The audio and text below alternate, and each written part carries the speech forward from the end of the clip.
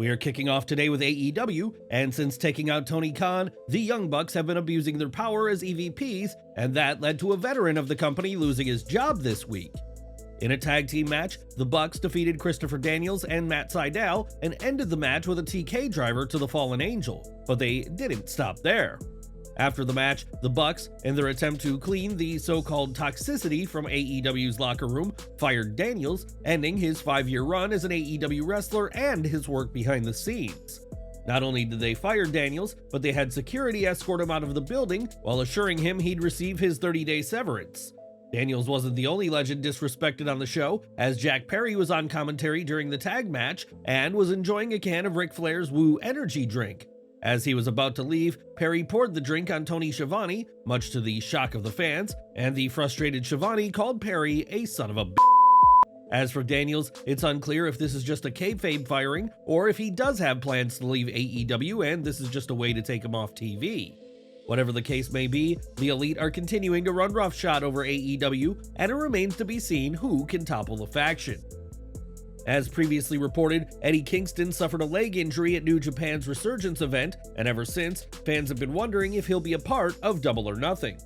On social media, fans got their answer, as in an Instagram post, Kingston shared a photo of himself in a wheelchair with his leg in a large brace.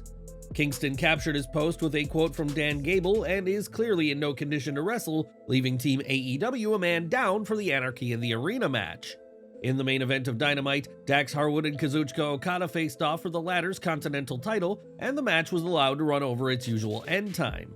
Okada was in firm control as the show crossed that threshold, but Harwood showed signs of life with some German suplexes, and this was a good, hard-hitting match. That said, their lack of experience working together was evident in a few spots, but these were minor hiccups that barely stood out, so any complaints are minimal. After some sneaky tactics, Okada stole the win, and the Elite appeared post-match to assault Harwood and maintained control when Cash Wheeler and Bryan Danielson arrived to help Dax. It was only when Darby Allin made his surprise return that Team AEW were able to fight back, as the former TNT champion will replace Eddie Kingston in Anarchy in the Arena.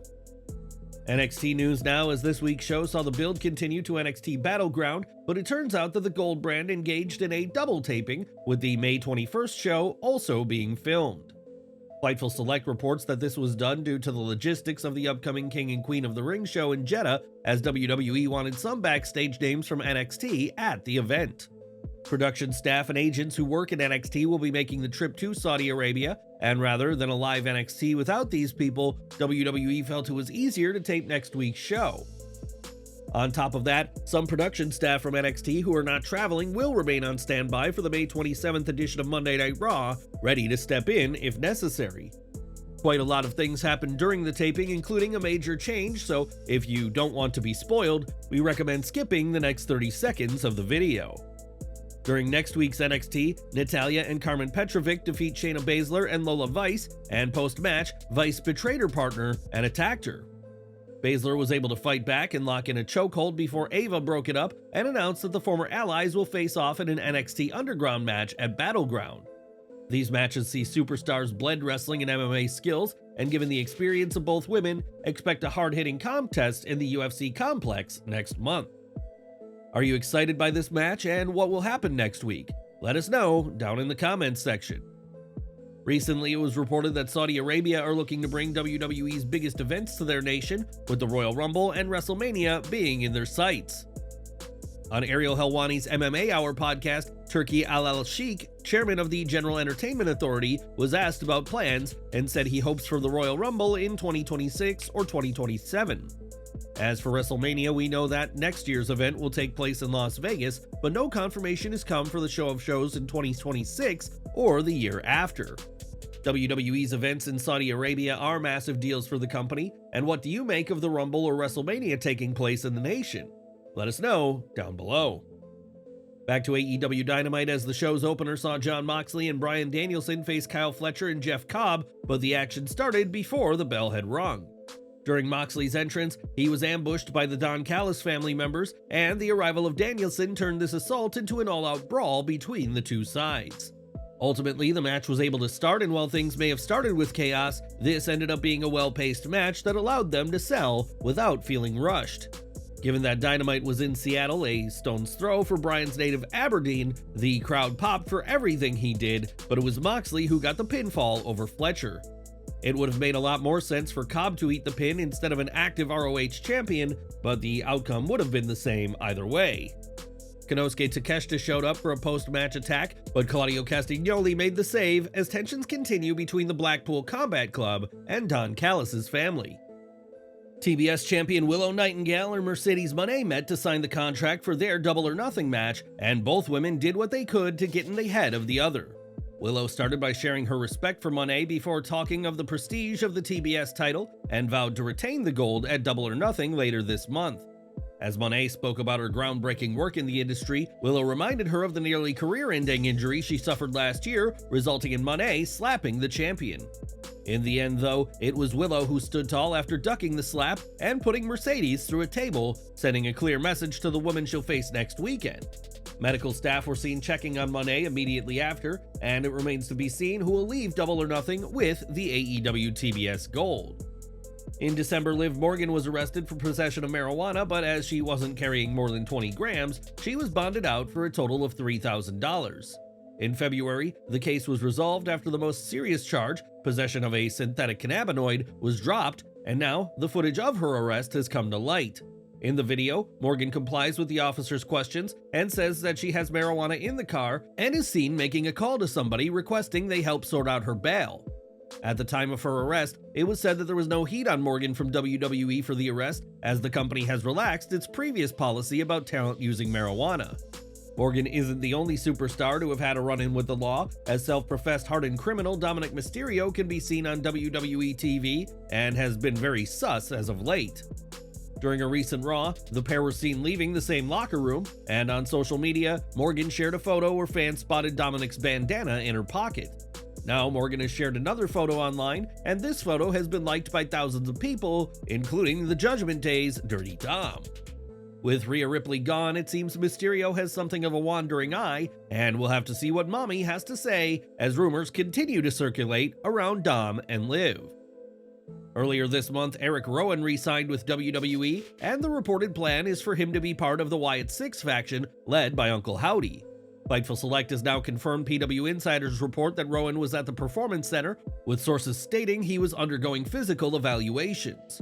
Rowan also underwent training sessions in preparation for his return, and fans may not have to wait much longer to see the former tag team champion in action. Video game news now, as WWE 2K24 has released its highly anticipated ECW Punk DLC, which features the ECW Arena, the Dudley Boys, the Sandman, Terry Funk, and CM Punk. This marks Punk's first WWE video game since WWE 2K15, and though he's out of action right now, fans will be able to host all sort of matches featuring the best in the world. Punk is currently out of action due to a torn triceps injury Drew McIntyre has taken credit for, and the two men haven't held back with their words in spite of the injury. In a tweet, McIntyre shared how several Raw superstars have been, according to Drew, doing more work when facing him, as the Scotsman believes he's setting the bar on Raw. For Punk, McIntyre said the AEW alum is showing he ain't washed, but made clear he thinks Punk is washed, and asked fans to stop me when I'm telling lies.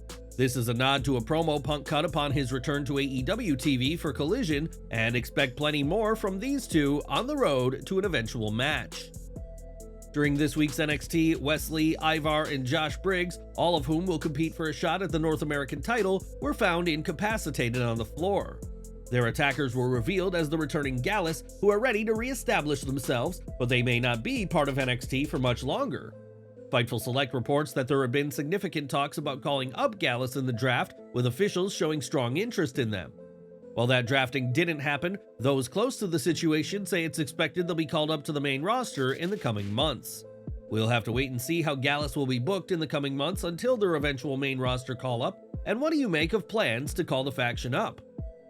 Since coming to the main roster, Tiffany Stratton has been a star on the rise on SmackDown, but a recent social media post may have gotten her in trouble.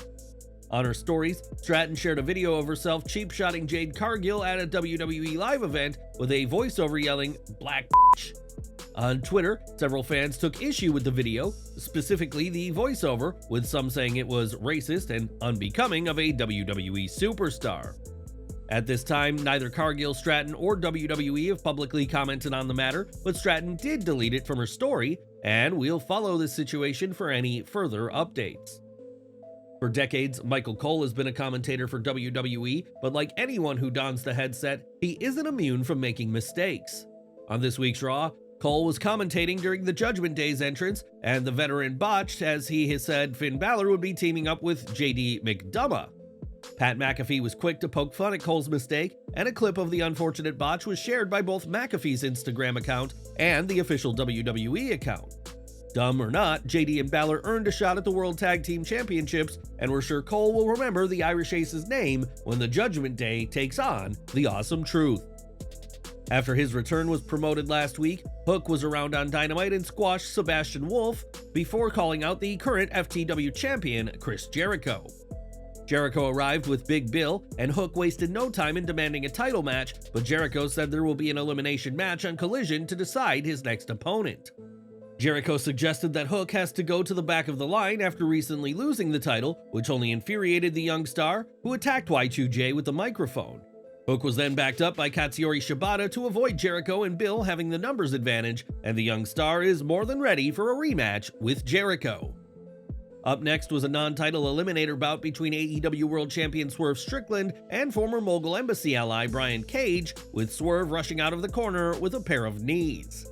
Cage was quick getting back to his feet and used his size to maintain the upper hand and targeted on the left arm of Swerve. This felt like the first time Cage has had a chance to shine on his own in some time, and he looked good against the champion while still selling enough to make him look good. This quickly turned into one of the best things we saw all night and had the crowd on its feet as Swerve hit his finisher for the win. Swerve was attacked by Nick Wayne and Killswitch after his match and ended up gushing blood from a wound on his head as Christian Cage remains ahead in their feud. The AEW Women's World Champion was in non-title action when Toni Storm battled Harley Cameron with Saraya, Luther, and Mariah May banned from ringside. This was billed as a grudge match, and they tried to live up to that by being more physical than usual, and this was perhaps the most aggressive we've ever seen Cameron in AEW. Serena Deeb watched from the stage with a smile as Cameron took control of the champ, and this is the best Harley has looked so far in the company. In the end though, the Timeless One got the win, but this was a fun match that did as much for Cameron as it did for the champ. Now, WrestleMania 40 was a runaway success for WWE, and it was later confirmed that a documentary was in the works, but nearly 2 months on, fans remain in the dark. PW Insider reports that there's a belief within WWE that The Rock is responsible for the delay, with the idea being that the release is being postponed until it gets approval from the final boss. As a TKO board member, The Rock wields significant influence in WWE, and fans wanting to see this documentary will have to wait until the Brahma Bull lays his eyes on it first. Before he was the scapegoat and aligned with the Elite, Jack Perry was the fun-loving Jungle Boy, but dropped the character last year at Forbidden Door. On his Grilling JR podcast, Jim Ross spoke about Perry's transformation and revealed that he was the one who put the idea of dropping the Jungle Boy name forward. He said, "When I got to AEW, I was always willing. I think my title was senior advisor or something, but I never hesitated to give Tony Khan an idea if I had one, or an opinion on the talent that he was bringing in or had brought in. So, a lot of little things, like the Jack Perry thing was an example. I thought that at some point in time, for him to grow and become the star that he is today, he needed to be Jack Perry. Good name, and a really good name, and I like that kid." Dropping the name has seen Perry transform his entire character, and what have you made from the transition away from Jungle Boy? Let us know down below. And we're ending with Gene Snitsky, who in 2004 was part of an infamous and unfortunately hilarious segment which saw him punt a doll of a baby, and the years haven't dulled his baby kicking skills. As part of the last match Rock experience, Snitsky made a surprise appearance and punted the toy baby often held by the mother played by Mickie James, much to the delight of the crowd.